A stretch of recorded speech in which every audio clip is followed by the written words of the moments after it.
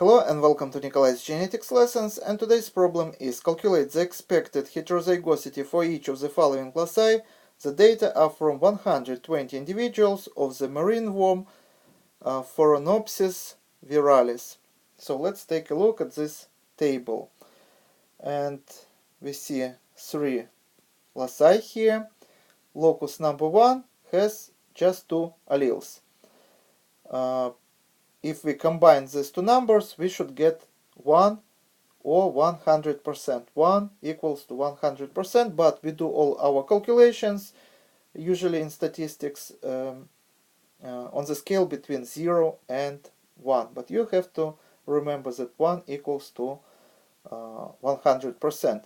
So if we move this decimal point 2 places to the right, we are going to get frequency of the allele number 1 as 99.5% and frequency of the second allele as 0.5%.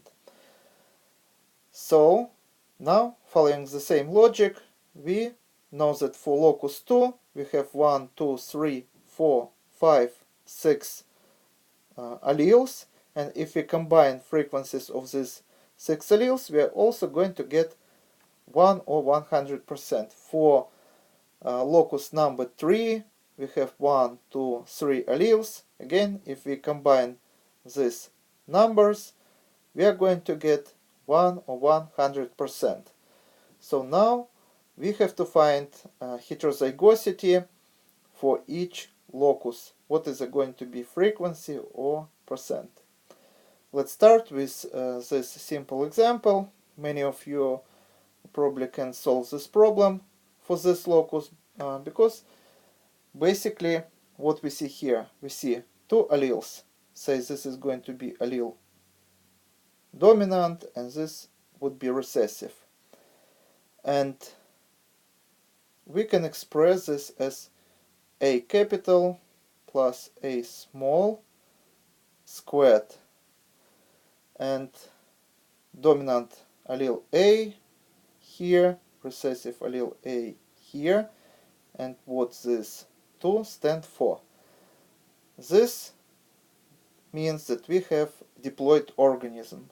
Sometimes some plants can be, say, tetraploid. In this case we can put 4 here. Can be pentaploid, hexaploid, so we would put 5 or 6 here. And some animals can be even triploid. This is artificial fish that we produce artificially, so we can put 3 here. But because today we're working with diploid organism, so here is going to be our formula that basically explains what happened here. So we also can say that this is going to equal to A capital plus A small multiplied by A capital plus A small. Is it correct? Yes. We also can say that this is the same as A capital multiplied by A capital. We are going to get A squared. I better start with new line. So A squared. Then we can multiply this dominant allele A with this small allele A, and we are going to get A capital A small. Then what else we can do? We can multiply this small a with this capital A, and we are going to get again capital A and small a, and then we multiply this small a with this small a, and we are going to get A small squared, or A multiplied by A. And also we can say that this is the same as A squared plus 2 A capital, A small, plus A small squared. And probably you remember formula which we call Hardy-Weinberg formula, where frequency of three genotypes that can be produced by two alleles would equal to p squared plus 2pq plus q squared, and all this equals to 1. So basically now you see that this is the same formula that here above. We start with this formula, we end with this, and here is Hardy-Weinberg formula. We also call this Hardy-Weinberg equilibrium. If we know frequency of both dominant and recessive allele, we can find frequency of the heterozygote. Now you understand why we have here two, not just PQ or capital A and small a, but we have two here. Another way to explain it, I want to spend a little bit more time on the first example, so you would know how to solve analogous problems with any number of alleles, if you would have a deep understanding. Imagine that we have only two types of alleles, dominant allele A and recessive allele A. And if we want to find all possible combinations that these two alleles would produce in population, then we have to build simple Punnett square, and we can find all possible combinations. So we are going to get four genotypes: capital A, capital A, capital A, small a, capital A, small a, and small a, small a.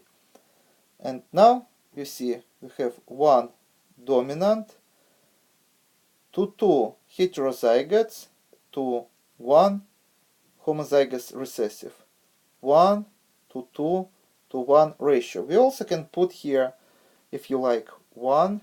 It doesn't affect our calculations, and we can put 1 here, and you would see the same ratio, 1 to 2 to 1.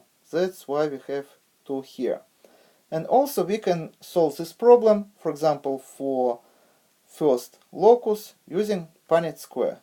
It's not practical to use Punnett square in order to solve, for example, with 6 alleles in one locus, but with just 2 alleles and one locus, it is easy even to use Punnett square. So again, for example, dominant allele we can find with the frequency 995, recessive allele with the frequency 0.005 or 0.5%. So what is the frequency of the homozygous recessive genotype? Basically it's going to be 0.005 multiplied by 0.005. We also can put multiplication sign here in the middle. And when we know frequency of each allele, it's also going to be 0.995 and 0.005. We can find frequency of any of the genotypes here, for example, 0.995 multiplied by 0.005. 0.995 multiplied. I don't have much space left, but you now understand the logic, and basically we just can use Punnett square, but do not forget to combine. For example, whatever frequency we are going to get here, we have to add frequency, or we also can say that we can multiply by 2, because for example 2 plus 2 is the same as 2 multiplied by 2, or say 10 plus 10 is the same as 10 multiplied by 2. So that's why we have 2 here. Now I think it is very clear. You can use any different ways to find frequency of the heterozygote. And again, I'm not going to spend a time in order to find frequency, do all the calculations. I'm just today want to show you theory. So basically, for the first example, our answer would be 2 multiplied by 0.995 and multiplied by 0.005. So you can do your own calculations. It is very easy. So we have found basically how we calculate frequency for the first locus. So frequency of the heterozygotes. So, and you also can find frequency of both homozygous dominant, or you can find frequency of the heterozygous recessive. I forgot to put power of 2 here. So I have shown you how to solve for the first example. Now let's go over third example. Now we have 3 alleles, and this time you already know how to solve this problem. Basically that means that we have 3 alleles. Let's say allele A, allele B, and allele C. It's not necessary that one would be dominant over another, or would be codominant, or incompletely dominant, or it's not necessary for us to use the same letter to represent different alleles for the same locus. Because it would be much harder, for example, if I would use allele A1, A2, and A3. It's going to affect our calculations. I mean, you can just make a mistake much more easier. So I am just using different letters for each allele.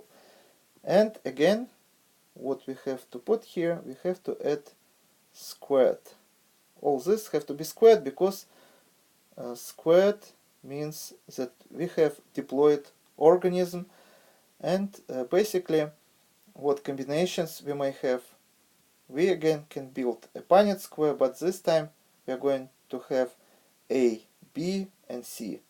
A, B, and C on the side. So 3 by 3, we are going to have a square with 9 cells, or we just can use mass, and we can say that we are going to get A squared plus B squared plus C squared plus AB, sorry, forgot to put 2 here, do not forget, plus AC, again we have to put here. All the heterozygotes would happen with twice frequency as homozygotes. So, and the last variant of combinations would be plus 2, what we have, CB. So CB. For our calculations, we don't need these 3, because our question were to find number of the heterozygotes. So basically now we have to just put here frequency of the allele A, frequency of the allele B, frequency of the allele A, frequency of the allele C, frequency of the allele C, and frequency of the allele B, and do all our calculations. So here in the middle we have a multiplication sign, and basically this is going to be how we find the frequency for the third locus. Once again, I'm not going to put in numbers, I'm just going to explain how to solve giving you a theory, but you can plot numbers if you wish. Now let's go over a second example. We have allele here. For this locus we have 1, 2, 3, 4, 5, 6 alleles, and again what going to be our variance, and this is going to be again 6 alleles: A, B, C, D, E, 1, 2, 3, 4, 5, and F. Now I also not going to list all these variants which represent homozygotes in order to save your precious time. Let's just find all the possible combinations of the heterozygotes. So the first combination would be A and B. So A and B. Second combination would be A and C. So this is third combination. Next combination A and D. So A and D. Next combination would be A and E. A and E. Next combination would be A and F. A and F. Now let's start with F. With B we would have next variant, which is going to be B, C. Another variant would be B, D, B, D. Yet another variant would be B, E. So B, E. And the last combination with B would be BF. So BF. Now let's take C. The first combination would be CD. So CD. Second variant would be CE. So CE. Next variant would be CF. So CF. And you probably by now notice the pattern. Every time we have by one combination less. Other combinations would be DE. So DE and DF. So DF. And the last combination would be E and F. So this is going to be the last combination, E and F. Now do not forget that we have to put 2 everywhere in front of each combination, because we are going to have them twice many as homozygotes. So we have to put 2 everywhere. And basically we listed all the combinations, and now in order to do calculations, that's why I'm not going to do calculations today, we just have to put frequency for each allele. This is how we are going to find frequency of all heterozygotes. For example, put frequency of the allele F, put frequency of the allele E, and multiply by 2. Put frequency of the allele D, put frequency of the allele E, D, and F, and multiply by 2. And you also have to add all these frequencies together, and this is how you're going to get an answer. What is going to be frequency of the heterozygotes in example where locus has 6 alleles. You just have to use these numbers instead of letters. You have to find frequency of each combination and then combine all combinations together, and this is how you're going to find frequency of all heterozygotes. But you know what? Probably it's much easier to find frequency of all homozygotes, and then we can say that all the rest would be frequency of the heterozygotes. In this case, our calculations would be much easier.